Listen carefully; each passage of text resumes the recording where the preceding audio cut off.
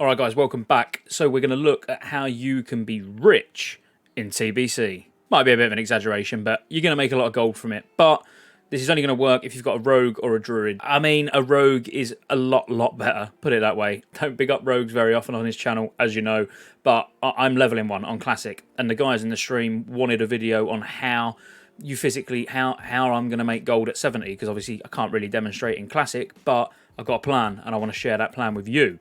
So if you've got a rogue or you're thinking about leveling something to make gold within TBC, if you're not going to do a prop paladin for AoE farming, I would definitely consider a rogue for stealth farming. So we're predominantly going after mines, herbs, and possibly chests. The reason I say possibly chests, we'll get into later on, but they might not be there. Before we get into it, if you like the video, give it a like, subscribe. Obviously, come check me out over on Twitch, streaming pretty much every night. Scottejaye87, links in the description. Feel free to join our Discord server as well. It's a growing community. We're knocking on for 2,000 members now, so plenty of banter, plenty of chat, plenty of TBC hype content on there.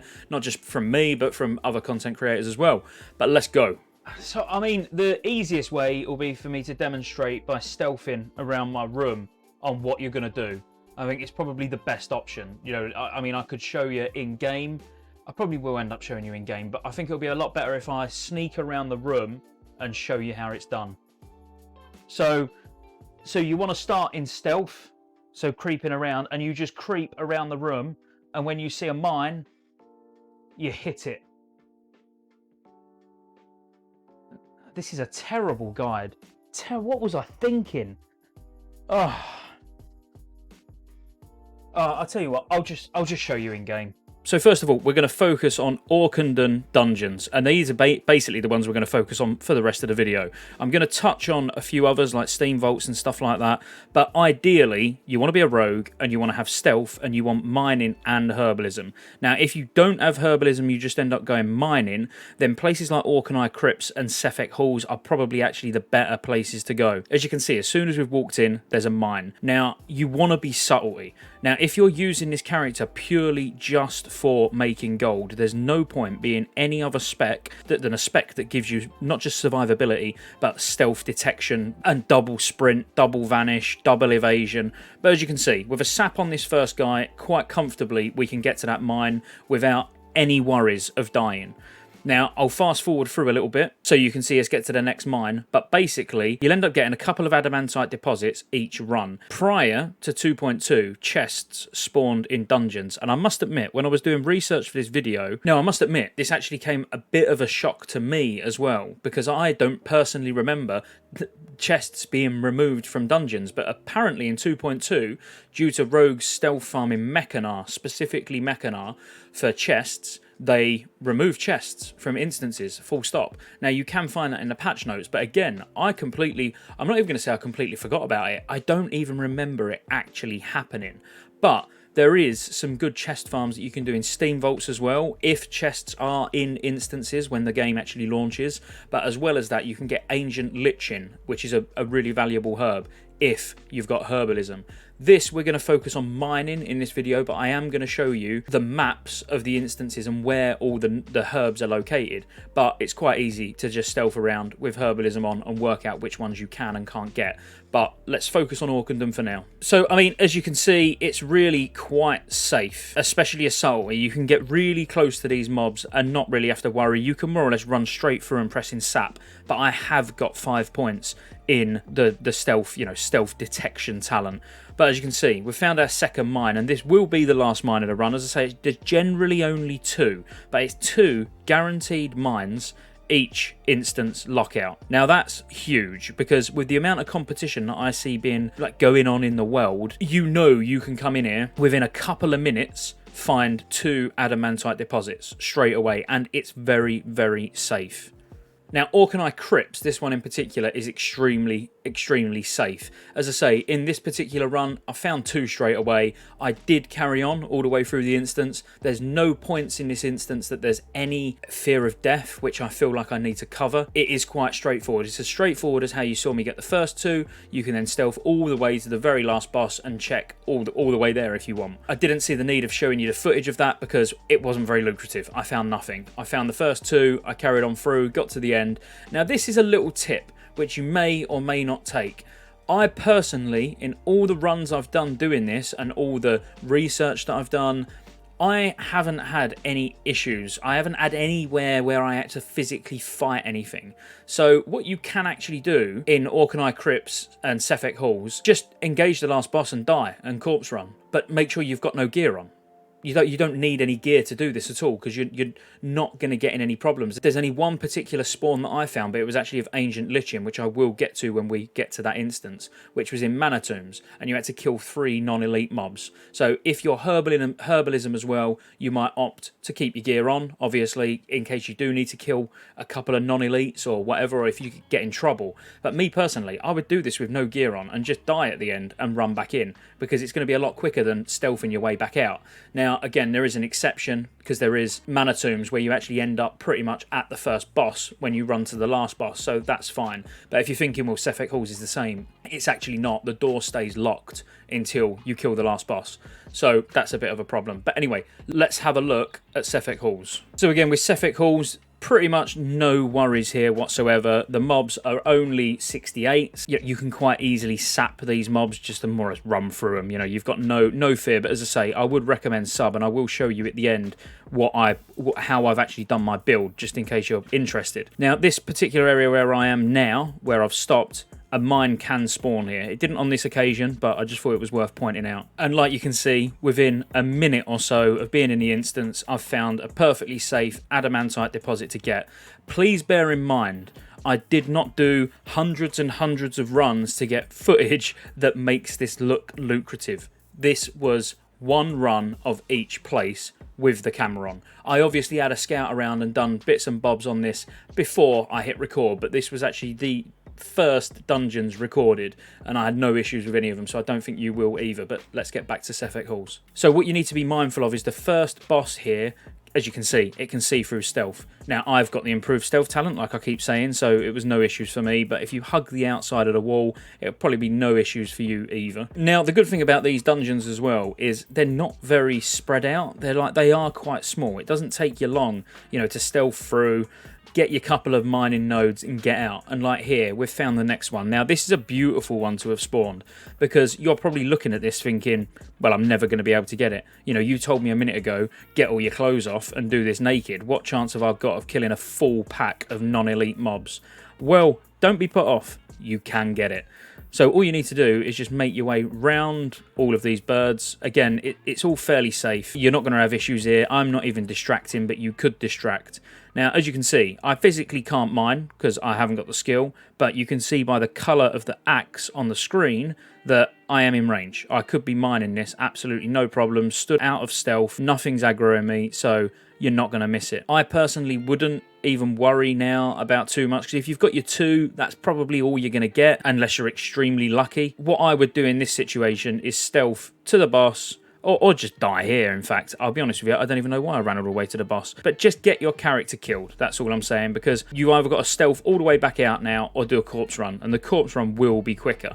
But obviously, if you're bothered about durability loss, then you might not want to do that. Whereas I will be doing this with absolutely 0 gear on, and just dying and getting back quick. And now, once again, Sefek Halls is one of those ones where you only really want to do it if you're mining. You've got a chance at mining, and you've got possibly a chance at chests, but no Ancient Lichen. So it may be worth going somewhere else if you're after both. But me personally, as I say, for reliable mines, this is my place of choice. Even if someone, you know, please let me know in the comments where you would rather go, you know, if you prefer Steam Vaults or you prefer whatever.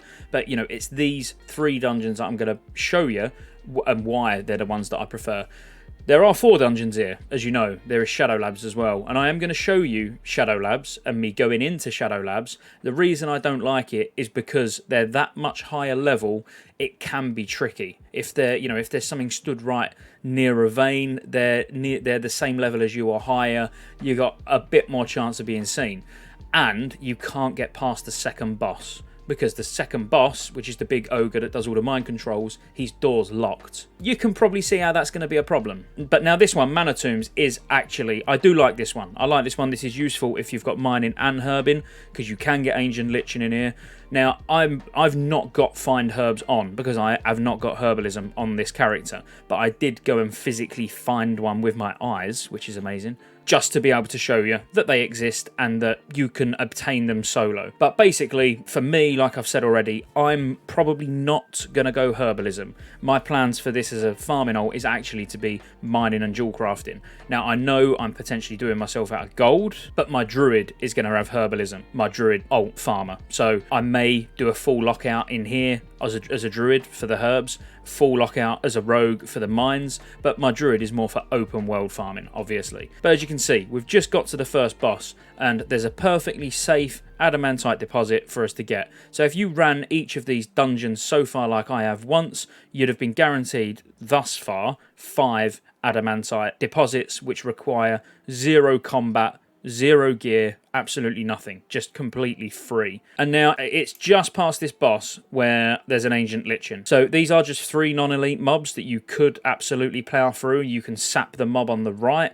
and just kill the 3 non-elites. I did do that, but I think you're quite capable of killing 3 non-elite mobs. And as soon as you got those down, you can loot the ancient Lichen if you was herbalism. And there is a ton of ancient Lichen in these dungeons. You just need to, if you've got find herbs, you would have found a lot more than I have already. But then for the rest of the run, literally stealth through and then look straight away, another mine. Now this one, again, you might think, well, how on earth am I going to get this? But it's actually fairly easy with a decent bit of timing on your distract. You get plenty of time to mine this, and then if you leave it a little bit late, because I left it a little bit late because I was thinking, well, you know, let's realistically get the whole node farmed, you know, get every single piece of ore, and then I vanish as the mob's coming towards me. But you could quite easily, you know, mine it a couple of times, then go back into stealth, and then distract again, and then mine it again. You know, be as safe as you want. On this occasion, wasn't really too bothered about being safe. I wanted to demonstrate, you know, I could stand there as long as physically possible for you guys. Now, for the rest of the run, there's nothing really worth talking about. I do make my way to the end boss, and then literally jump down the platform, and then you end up back at the first boss again. So this is one where I probably wouldn't bother corpse running. I would just literally run to the entrance. The last one that we're going to talk about for mining specifically is going to be Shadow Labs. Now, before we get into that, let me just show you the map of all of the possible ancient Lichen spawns. And as you can see, there is a ton. We found the one just after the second boss, but there's actually 2 that spawn there. So you could get quite lucky and maybe get 2 from the same position. But as you can see, there's quite a lot here. The thing is, there's more in this dungeon, ancient Lichen wise, than there is in the first 2 rooms of Shadow Labs, because like I said, you can only do the first 2 rooms of Shadow Labs, and the ancient Lichen spawns in both of those rooms are surrounded by mobs, and these mobs are higher level, or the same level obviously as you, so you're probably not going to be able to get many of them. You'd have to get lucky for out of the entire instance to have some ancient Lichen spawn in those first 2 rooms and physically be able to, you know, have the positioning to be able to get them. You'd be a lot safer in mana tombs. So we might as well now look at Shadow Labs. So I'll show you the map for the ancient Lichen Herbin in Shadow Labs. So we can only get as far as the second boss. So we've got, when I said 2 rooms, I meant, you know, sort of the first section and the second section being the boss's sections. Probably doesn't make sense. There's 3 rooms when you look at it on the map. But they are in very heavy mob density areas. So the chances of being able to get them, I would say the chances of being able to get any ancient Lichen in the room where the second boss is practically 0, I would say. You've got mobs patrolling around, you've got packs of 5s and 6s, they're all your level or higher. Not worth the effort, in my opinion, when you can go in mana tombs and have no issues at all, and you've got the entire instance versus just those first couple of sections. But I will show you Shadow Labs anyway, just in case you fancy a challenge or you find it a better farm than I'm making it sound out. But as you can see, we start in straight away. We're looking at level 70 mobs, quite a lot of them together. If you do happen to get caught out here and you've not got Vanish ready, or you've not got preparation ready, because like I said, I would definitely recommend sub, so you've got that double vanish, double sprint, double everything. It just speeds it all up and makes it safer. If this is a character you raid on, then obviously you're going to have a very different spec to this, but this is purely going to be my farming character. Now, if we fast forward through, because there's not really anything that entertaining in here, you can quite clearly see the sheer density of mobs where some of this ancient Lichen could possibly be. Far too dangerous for my likings. And then when we get into the next room, there's even more mobs. And you look at them all, look at me as I walk past. None of them looked particularly happy. But within, you know, the first couple of rooms, I did manage to find an adamantite vein. So would it be worth coming in for this one adamantite vein, which you can see I can get? You know, there's no problems there. I can loot it. The boss is not going to attack me. But I have now just wasted a lockout for one vein. I've had 2 in every other dungeon. I've only had 1 in here. And this one's a lot more risky. So honestly, my preference in order would probably be Mana Tombs, then Sefek Halls, then Orcandon Crypts. But Mana Tombs, really, if you're herbalism, you want to, you know, if you're herbalism and mining, just farming Mana Tombs over and over again, you're probably going to be alright. But let's have a quick look at some of the other places where you can get Ancient Lichen if you're herbalism, because you will get mines in there as well. Again, you'll probably get 1 to 2. Me personally, I've had them in bad positions where they've been difficult to get. This is why Orcandon is probably my favourite place, because I just genuinely haven't had any issues getting any of the mines. So first up, an easy one for Ancient Lichen would be Underbog. Obviously, Underbog is very, very low level, so you wouldn't have many problems in there, and you can see there's quite a few spawns of it. There are high mob densities in Underbog, I will say that. But, you know, you'd probably be able to get 2 to 3 Ancient Lich in a run, I'm sure. Mana Tombs we've already looked at. Shadow Lab we've already looked at. And then the last one where you can get it from is Steam Vault. So Steam Vaults, again, much like Shadow Labs, is a high level, it's a level 70 dungeon. You know, it's a high level instance. There's packs of mobs, there's patrols, and there's really not that much Ancient Lichen in there, really. When you look at the potential spawns on the map, it's quite low in comparison to Mana Tombs, where they can potentially spawn all over the place. Now, I appreciate these maps are old resources, but they are old resources from back in TBC. These are not from private servers. So, very high potential that they're going to be close or close enough. But the point is not really exactly where the Ancient Lichen or the mines spawn. The point is, if you want to make lots of gold, get your rogue in these dungeons and just keep hitting the lockout. Even if you're just literally, you know, doing something on another character, you log on, you get the lockout, you log back off. It's guaranteed mines, and quite fun to do as well.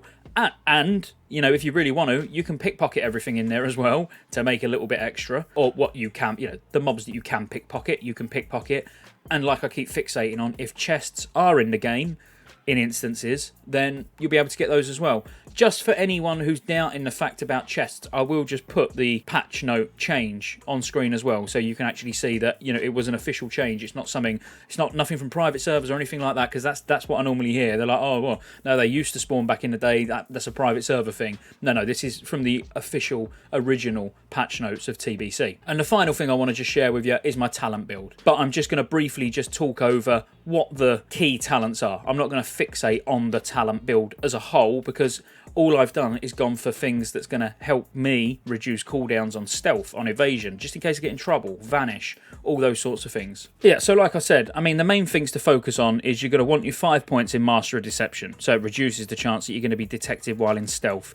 Now, I've gone for a build that I can reliably kill a few mobs on if I need to, but I've gone for the increased range on Blind and Sap, and it reduces the energy cost. That just helps so you can run through and sap mob after mob without stopping. I've then gone for Camouflage, so it reduces the cooldown of stealth and increases the speed while stealthed. I've gone for Ghostly Strike, just to use a point. And then I went for 3 in Initiative, just in case I do need to burst something down. I've then gone for 2 in Elusiveness, so it reduces the cooldown of Vanish. Vanish is the most important thing. I didn't blind anything in any of these runs. But you may, if there's 2 mobs at a spawn, you'll be able to sap one, blind one, mine, vanish. Job's a good one. Now from here, I'll be honest with you, do what you want. I mean, you're going to make your way down to Shadow Step. And obviously you want to get preparation. So, you know, it's however you want to do this. None of these other abilities are really going to help you much in terms of using it as a stealth runner, except for obviously you will want to take Cheat Death and you'll want to take Shadow Step.